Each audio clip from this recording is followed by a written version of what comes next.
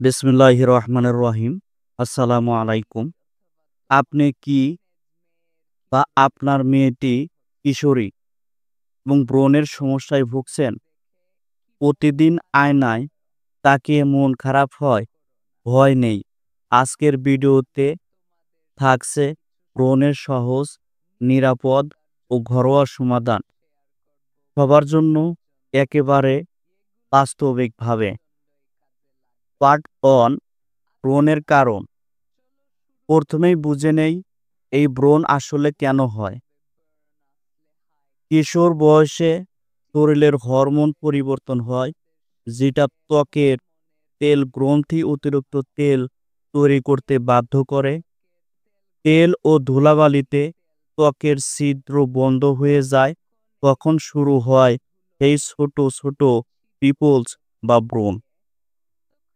আবার অনেক সময় অতিরিক্ত মেকআপ, ফাস্টফুড খাওয়া, কম পানি পান করার কারণেও হতে পারে। তবে চিন্তার কিছু নেই, সমাধান একদম হাতের মুঠায়। পার্ট 2, করণীয়। চলুন এবার দেখি কি করবেন আপনি প্রতিদিন। দিনে 2 বার মৃদু ফ্রেশ ওয়াশ দিয়ে মুখ ধুয়ে নিন। তৈলাক্ত ত্বক তাহলে ওয়াটার বেস ময়শ্চারাইজার ব্যবহার করুন। বাইরে গেলে অবশ্যই সানস্ক্রিন ব্যবহার করুন। ব্রণ কমবে, ত্বকও সুরক্ষিত থাকবে। 8 গ্লাস পানি আর প্রতিদিন 7 থেকে 8 ঘন্টা ঘুম, এই দুটোই নিয়মিত করলে আপনার ত্বক আপনাকে ধন্যবাদ দেবে। এছাড়া ফাস্টফুড, চিপস, কোল্ড ড্রিঙ্কস এগুলো একেবারে কমিয়ে দিন। ফলমূল, সবজি বেশি খান। পার্ট 3, যেসব ভুল করা যাবে না। অনেকেই কিছু ভুল করেন যেটা ব্রণ আরো বাড়িয়ে দেয়।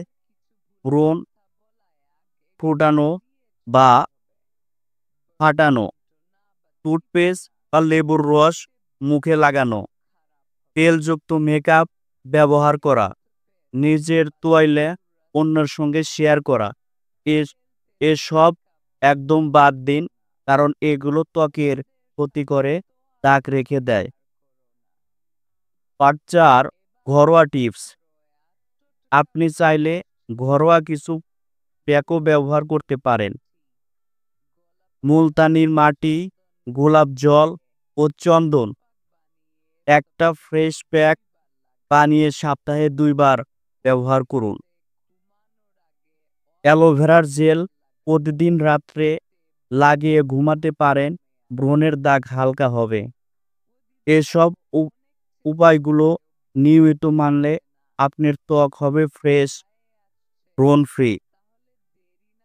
যদি দেখেন অনেক চেষ্টা করেও ব্রণ কমছে না কিংবা গর্ত বা দাগ পড়েছে, তাহলে সময় নষ্ট না করে একজন ত্বক বিশেষজ্ঞর পরামর্শ নিন। বন্ধুরা, ব্রণ হওয়া লজ্জার কিছু নয়, এটা স্বাভাবিক। কিন্তু যদি সঠিকভাবে যত্ন নেন, তাহলে আপনি হয়ে উঠবেন আরো আত্মবিশ্বাসী। নিচে কমেন্টে লিখে জানান আপনার কি রকম সমস্যা। আমি চেষ্টা করব পরবর্তী ভিডিওটিতে এটি নিয়ে কথা বলতে। যদি ভিডিওটি ভালো লাগে তাহলে লাইক দিন, শেয়ার করুন আর সাবস্ক্রাইব করতে ভুলবেন না। আবার দেখা হবে পরবর্তী ভিডিওতে।